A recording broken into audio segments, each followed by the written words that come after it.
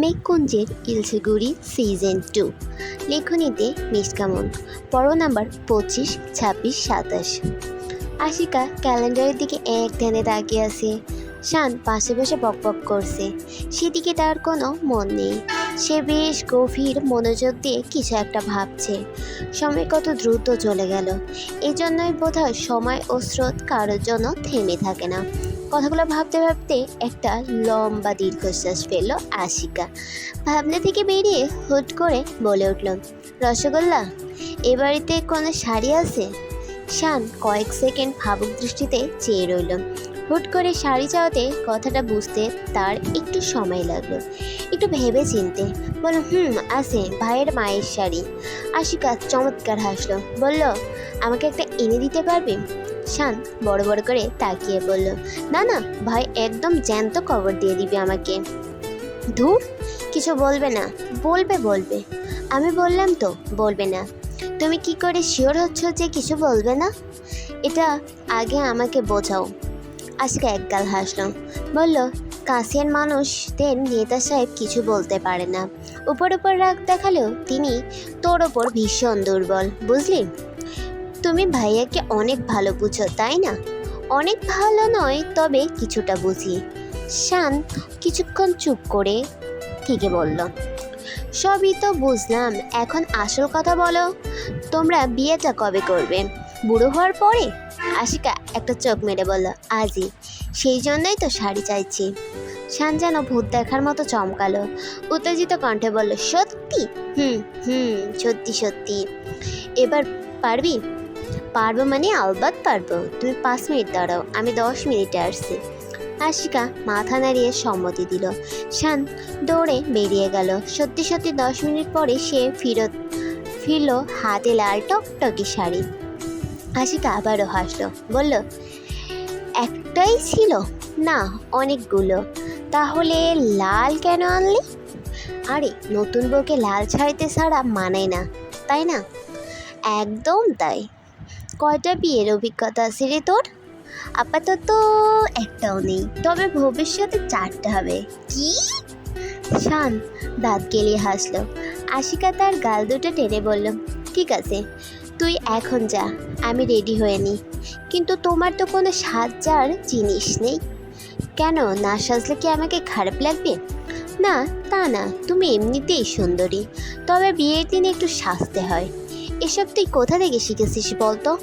কোথা থেকে আবার? ফোন থেকে। আজকালকার পোলাপানদের তো এসব ফোনই নষ্ট করলো। তুমি কি প্রাচীন যুগের নাকি? আশিকা কান টানলো, বলল, হয়েছে, এখন যা। আর শোন, নেতা সাহেব আসলে খবর দিস। Okay, by. আশিকা সুন্দর মতো গোসল ছেড়ে শাড়ি পরে নিল। পেটিকোট ব্লাউজ শাড়ির মধ্যেই ছিল, হয়তো তার মায়ের ও বিয়েরই শাড়ি, নয়তো সব কিছু একসাথে তো এভাবে রাখতো না। তাতে এভাবে দেখে ওপাশের মানুষের রিয়াকশনটা কেমন হতে পারে ভাবতে তৈরি হয়ে নিল। আয়নার সামনে দাঁড়িয়ে চুল আঁচড়াচ্ছিল আর শাড়ির কুচি দেখছিল ঠিক আছে কিনা। সেই মুহূর্তে শান দৌড়াতে আশিকার সামনে দাঁড়িয়ে হাঁপাতে বলল, এই নাও লিপস্টিক, টিপ আর কাজল। আশিকা অবাক হয়ে বলল, এগুলো কই পেলি তুই? আজাহার কাকু তার বউয়ের জন্য কিনে এনেছিল, বাসায় নিয়ে যাবে বোধহয়। সোফার উপর রেখে হাতের কাজ করছে, আমি দেখতে পেয়ে নিয়ে চলে এসেছি। তুমি সেজে গুজে আবার দাও, আমি রেখে দিব আবার। আশিকা রুকুসকে বলল, তুই কি করে বুঝলি বউয়ের জন্য এনেছে? প্রেমিকার জন্য তো আনতে পারে।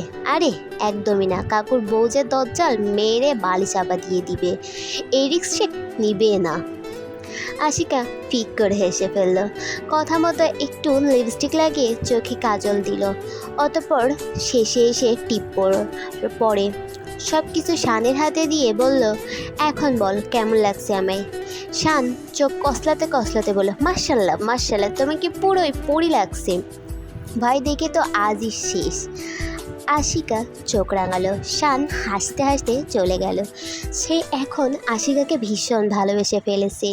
এই কয়দিনে তার সাথে যে পরিমাণ ফ্রি হয়ে গেছে তাহিদের সাথে এত বছরে হতে পারেনি।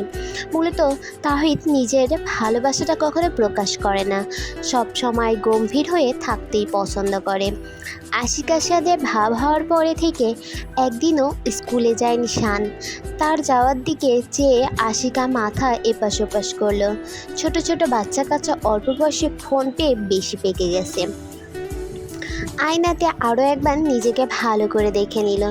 বেশ খুঁটিয়ে খুঁটিয়ে নিজে দেখল, না মন্দ লাগছে না।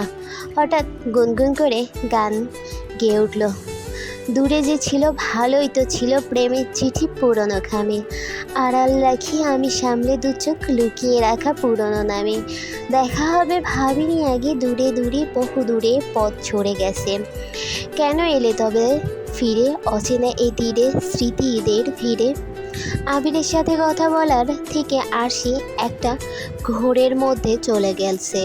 তার বলা কথাগুলো যেন দৃশ্যপট হয়ে তার চোখের সামনে ভাসছে। রায়ান বারবার তাকে স্বাভাবিক হতে বলছে কিন্তু পারছে না। একটু পরপর ডুকরে ডুকরে উঠছে। তার এখন সবার জন্য খারাপ লাগছে। এখন আসলে তার কি করা উচিত বুঝতে পারছে না। থানায় থেকে ফেরার পর থেকেই তার এমন মন ভাব সবাই খেয়াল করেছে। রঙ্গনদা সরাসরি এসে রায়ানকে জিজ্ঞেসও করেছে তাদের মধ্যে মনোমালিন্য হয়েছে কিনা। কোনো মতো এটা ওটা বলে কাটিয়ে উঠেছে। আরশিকে এভাবে দেখে তারও ভালো লাগছিল না।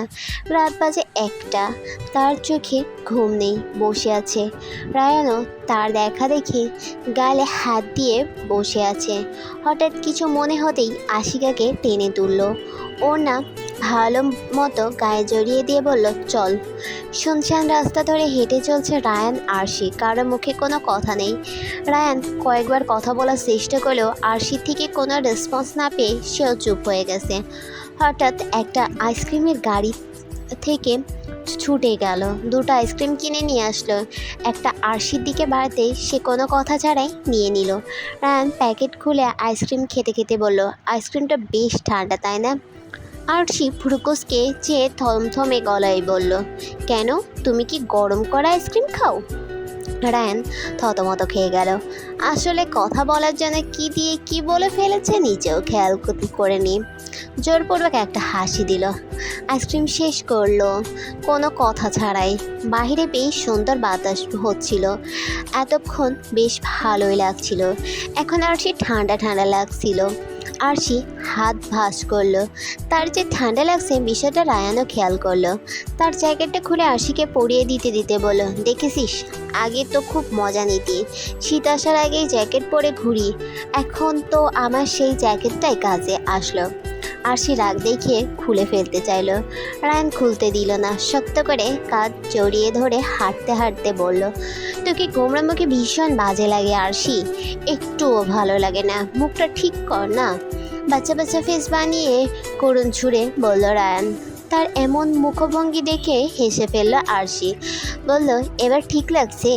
রায়ান একগাল হেসে অন্য হাত দিয়ে আরশির নাক টেনে মাথা নাড়িয়ে সম্মতি জানালো। দিন যায় রাত আসে, প্রকৃতি তার নিজের নিয়ম অনুসারে চলে, কোনো কিছুর জন্য থেমে থাকে না। আশিকা একটু একটু করে প্রহর গুনছিল। এই অপেক্ষার প্রহর যেন শেষ হওয়ার নয়। এখন রাত বাজে 2টো।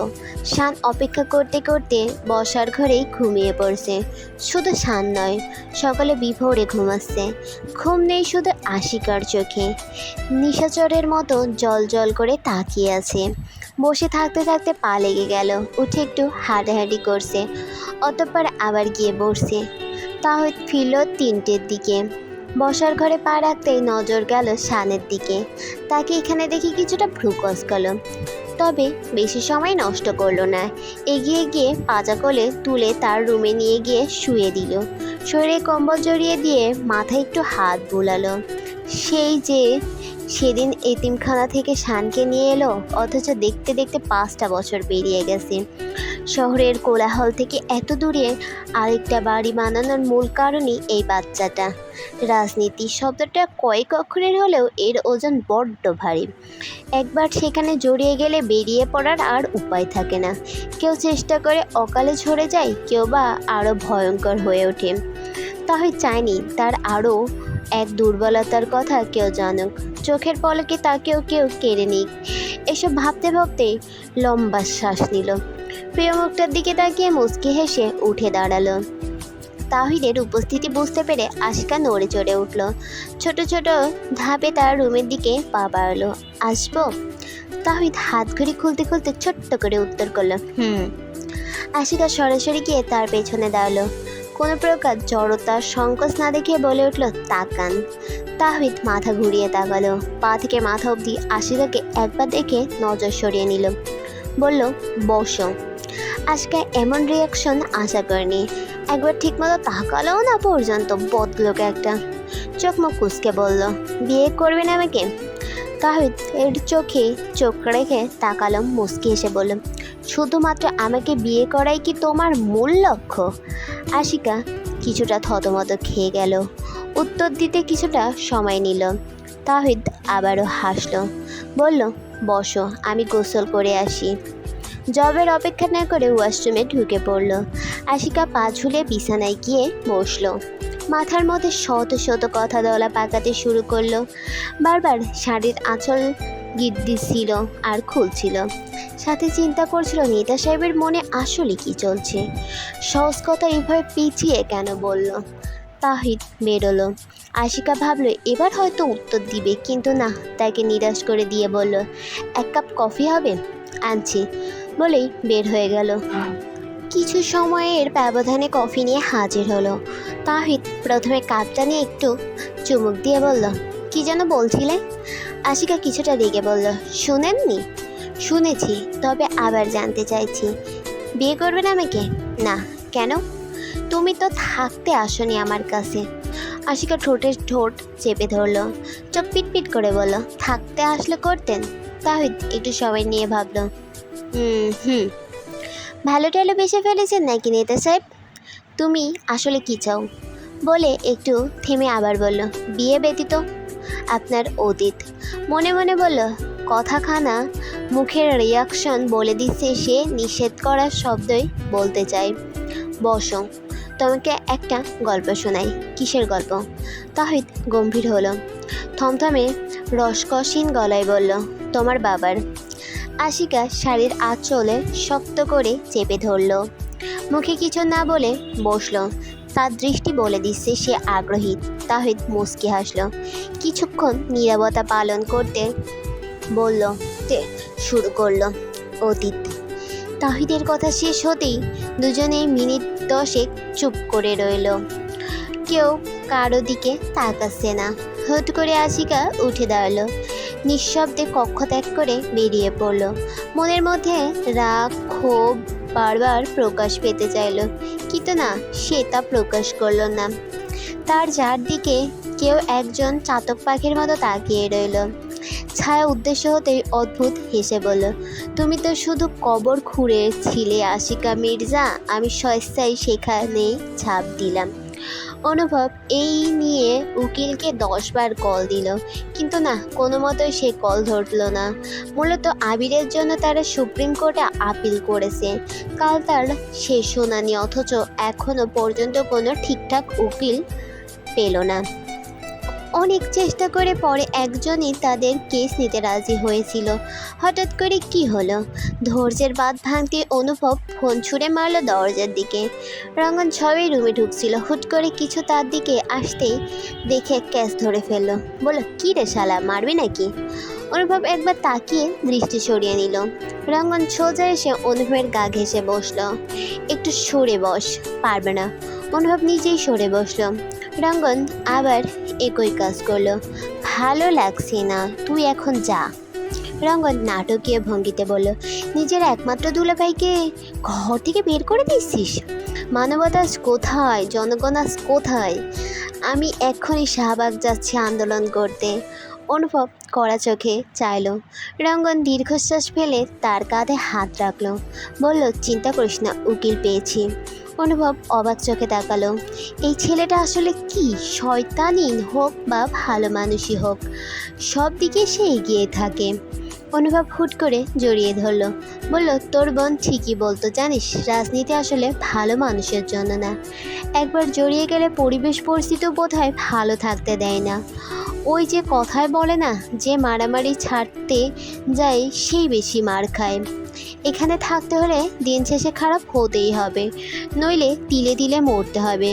সব কিছুর জন্য শুধুমাত্র আমি দায়ী। কবে শান্তি আসবে? রঙ্গন হাত ছাড়িয়ে তার কথার উত্তর করলো। অনুভব বলল, আবিরের কিছু হবে না, খেতে চল। ক্ষুধা লাগেনি, আমার লেগেছে। তোর লেগেছে, তুই গিয়ে খা। একা একা খেলে আমার পেট ভরে না। তুই যাবি? তোকে নিয়েই যাব। অনুভব উঠে চলে যেতে লাগলো। দরজার কাছে গিয়ে পেছনের দিকে উকি মেরে বলল, কিরে আয়। রঙ্গন চমৎকার একটা হাসি দিয়ে উঠে দাঁড়ালো। সকাল সকাল ফোনের শব্দে ঘুম ভাঙলো আরশির। চোখ কষলে উঠতে গিয়ে উঠতে পারলো না। রায়ান তাকে আষ্টেপৃষ্টে জড়িয়ে ধরে ঘুমাচ্ছে। দুটো ডাক দিল, তবে কোনো রেসপন্স এলো না। উপায় না পেয়ে হাত বাড়িয়ে ফোন নেওয়ার চেষ্টা করলো। পেয়েও গেল, তবে ধরার আগে কল কেটে গেল। নাম্বার চেক করার আগেই আবার এলো। এত সকাল সকালে আশিকার নাম্বার থেকে দেখে খুশি তো হলোই, সাথে আশ্চর্যও হলো। আবার কেটে যাওয়ার আগে রিসিভ করলো। হ্যালো আশু, কেমন আছিস? আশিকা সে কথার উত্তর না দিয়ে হাঁপাতে হাঁপাতে বলল, আমি সদর দরজায় দাঁড়িয়ে আছি। আরশি তাড়াহুড়া করে রায়ানকে ঠেলে উঠে বসল। রায়ান একবার চোখ মেলে চাইলো, ইশারা করে জিজ্ঞেস করলো, কি হয়েছে? আরশি ক্ষুধা লেগেছে বলে বের হয়ে গেল। একটা একটা সিঁড়ি যেন 1 মাইল সমান মনে হচ্ছে তার কাছে। অবশেষে ছুটতে ছুটতে সদর দরজার সামনে আসলো। দরজা খোলার আগে জিজ্ঞেস করলো, আশু? আশিকা উপাস থেকে উত্তর করলো, তাড়াতাড়ি খোল না। আরশি ধপাস করে দরজা খুলেই তাকে জড়িয়ে ধরলো। আশিকাও অনেকদিন বোনকে পেয়ে ইমোশন লুকাতে পারলো না। দুজনেই কিছু সময় চুপ করে রইল। অতঃপর আশিকাই প্রথম বলল, কি রে, ভেতরে যেতে দিবি না? আশি সেটে দিয়ে একটু দূরে সরে দাঁড়ালো। কপাল চাপড়ে বলল, দেখেছিস, ভুলেই গেছি। ভুলেই তো যাবি, আমাকে আবার ভুলে যাসনি তো? তোকে আমরা ভুলে যাইনি, বরং তুই আমাদের ভুলে গেছিস। অসম্ভব ব্যাপার, এটা বুঝলি? সম্ভব, নইলে এতদিন দূরে থাকতে পারতি। সব কথা কি বাইরেই বলবি? হ্যাঁ হ্যাঁ, চল, বাকি কথা ঘরে গিয়ে বলবো একটু পর। আরশি চা হাতে আশিকার রুমে এসে দেখলো সে এখনও বের হয়নি। আশিকার চায়ের কাপটা ট্রি টেবিলে রাখলো আর নিজেরটাতে চুমুক দিতে দিতে গিয়ে বসলো। আশিকা বের হলো মিনিট 5 বাদে। ততক্ষণে আরশির চা শেষ। এসেই আগে খালি কাপ দেখে বলল, একটু অপেক্ষা করতে পারলি না? আরশি মুখ ভেঙচি দিয়ে বলল, একদমই না, চা ঠান্ডা হয়ে যেত। এই তোমার ভালোবাসা প্রিয় বোনের জন্য একটু ঠান্ডা চা খেতে পারলে না? আরশি ভ্রুকুসকে বলল, তুই কি কথা ঘোরানোর চেষ্টা করছিস? আশিকা মাথা নাড়িয়ে সম্মতি দিল। ও কিছু বলার আগে আরশি সন্দেহবাচক কণ্ঠে বলল, তুই প্রমাণ জোগাড় করতে গেছিলি তাই না? আশিকা মুচকি হাসল। তাকে আবার কিছু জিজ্ঞেস করার আগেই থামিয়ে দিল। বলল, আদালতে গিয়ে সব বলি। আমি অনেক ক্লান্ত, এখন একটু রেস্ট নিতে চাই। আরশি কিছু বলার সুযোগ কই পেল, আগেই তো শুয়ে পড়ল। আদালত কাঠগড়ায় দাঁড়িয়ে নিজের আপনজনদের বহু বছর পরে প্রাণ ভরে দেখছিল আবির। বাড়ির সকলের চোখ পানি। রঙ্গন অনুভবের হাত শক্ত করে ধরে রেখেছে, আর রায়ান আরশির ইচ্ছে আর ওহিকে আশিকা আসতে দেয়নি। বাবার পছন্দ মতো রান্না করতে বলে রেখে এসেছে। তার কথা মতো তারাও থেকে গেছে। এত বছর পরে বাবার সাথে দেখা হওয়ার পরেও পানি নেই আশিকার চোখে। একদম স্বাভাবিকভাবে বসে আছে। আবিরের সাথে নজরে নজর মিলতেই চোখ দিয়ে আশ্বাস দিল। আবির নিষ্পলক চোখে তাকিয়ে রইল। তার ছোট্ট মেয়েটা কত বড় হয়ে গেছে। প্রথমে বিরোধী দলের উকিলকে বলতে দেওয়া হলো। তখনই হাজির হলো তাহিদ, এলোমেলো উৎকোষক চুলে, দেখে মনে হচ্ছে সারা রাত ঘুমায়নি। আশিকার সাথে একবার চোখাচোখি হলো। বিরোধী দলের সাক্ষ্য প্রমাণের শেষে আবিরের উকিল উঠে দাঁড়ালেন। তিনি প্রথমেই ডাকলেন ইন্সপেক্টর শৌখিনকে। সে প্রথমেই জঙ্গলের লাশ আর কিছু অবৈধ ব্যবসার কথা তুলে ধরল, আর এর সাথে যে তাহিদের কানেকশন আছে তার কিছু কাগজপত্র জমা দিল। সাথে সাথে বিরোধী দলের উকিল উঠে বলল, এটা আবির মির্জার কেস, এখানে আমার মক্কেল তাহিদ শিকদার কেন আসছে? জজ সাহেবও তার কথার সম্মতি দিয়ে শৌখিনকে থামিয়ে দিল। একে একে সবাইকে ডেকে জিজ্ঞাসাবাদ করা হলো। সবাই যে যার জায়গা থেকে তাহিদের বিরুদ্ধে প্রমাণ জোগাড় করে এনেছে বটে, কিন্তু আবির যে নির্দোষ এটার প্রমাণ কেউ দিতে পারছিল না। অবশেষে আশিকা এলো। আবিরের মেয়ে হিসেবে নয়, প্রথমেই তার কার্ড দিয়ে পেশাগত পরিচয় দিল। জজ সাহেব তা জোরে জোরে পড়লেন, সিআইডি অফিসার আশিকা মির্জা। আশিকা মুচকে হাসল। বিরোধী দলের উকিল আবার উঠে এলো। পারমিশন নিয়ে আশিকার কাছে গিয়ে দাঁড়ালো। হাসতে হাসতে বলল, আপনার তো আরেকটা পরিচয় আছে তাই না, আবিরের মির্জার মেয়ে? ভেবেছিল আশিকা বিব্রত বোধ করবে, কিন্তু না, স্বাভাবিকভাবেই সে উত্তর করল, একমাত্র মেয়ে। আচ্ছা বাদ দিন, এখন বলুন আপনার কি বলার আছে। আমি বলবো না, কিছু দেখাবো। কি? আশিকা ঘাড় ঘুরিয়ে তাহিদের দিকে তাকালো। তার দিকেই তাকিয়ে আছে। আশিকা তার ফোন বের করে শৌখিনের হাতে দিল। তবে অবাক করা বিষয়, শৌখিন আজ তার দিকে তাকাচ্ছে না। তবে এতে আশিকার কোনো মাথা ব্যথা নেই। ফোনে রেকর্ডিং চালু করতেই আশিকা চোখ বন্ধ করে সেই রাতের কথা স্মরণ করলো। অতীত তাহিদের মুখে, বাবা চেয়েছিল আমি পড়াশোনার জন্য বাইরে যাই, কিন্তু মা কিছুতেই রাজি হচ্ছিল না।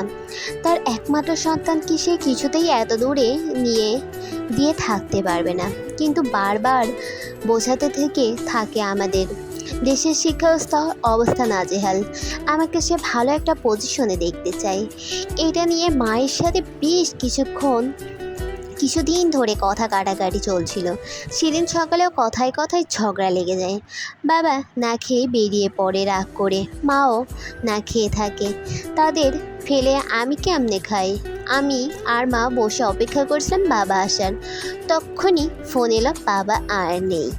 সেদিন রাস্তায় বাবা মাকে একসাথে হারিয়ে আবার সব কিছু ঝাপসা হয়ে ওঠে। তারপর আর কিছু মনে নেই। যখন সেন্স ফিরে দেখি আমি একটা অচেনা ঘরে, আমার পাশে এক অচেনা লোক। আমি তাড়াহুড়া করে লাফিয়ে উঠি, কে আপনি? আমি এখানে কেমন করে এলাম, আর আমার বাবা মা কোথায়? ভদ্রলোক গম্ভীর সুরে বলল, কেউ বেঁচে নেই। তাহিদ রেগে তার কলা চেপে ধরলে খুব সতর্কতার সাথে হাত ছাড়িয়ে নেয়। মাথায় হাত বোলাতে বোলাতে বলে, বাবা মায়ের খুনের বিচার চাই তো? তাহিদ চমকে উঠে বলে, খুন? হ্যাঁ খুন। তোমার বাবা মাকে ইচ্ছাকৃতভাবে মারা হয়েছে। আমার বাবার কোনো শত্রু নেই, তাকে কে মারতে চাইবে?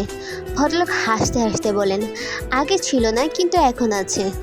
অনুভব মির্জা আর আবির মির্জার অবৈধ ব্যবসার কথা জেনে যাওয়াতে তাকে আজ বড্ড ভালো মানুষ ছিল তোমার বাবা, তাই আমি চাই তুমি প্রতিশোধ নাও, পরপারে তাদের আত্মার শান্তি পাক। তাহিদ কিছু সময় শক্ত হয়ে বসে রইল, অতঃপর বলল, এতে আপনার কি লাভ? ভদ্রলোক আবারও হেসে বলল, শত্রুর শত্রু বন্ধু। মেঘকুঞ্জের ইলশিগুড়ি তো অলমোস্ট শেষ। এরপর আপনারা কোন উপন্যাস শুনতে চাচ্ছেন দ্রুত কমেন্ট করুন, যাতে আপনাদের পছন্দ অনুযায়ী আমি ভয়েস ওভার দিতে পারি। ধন্যবাদ।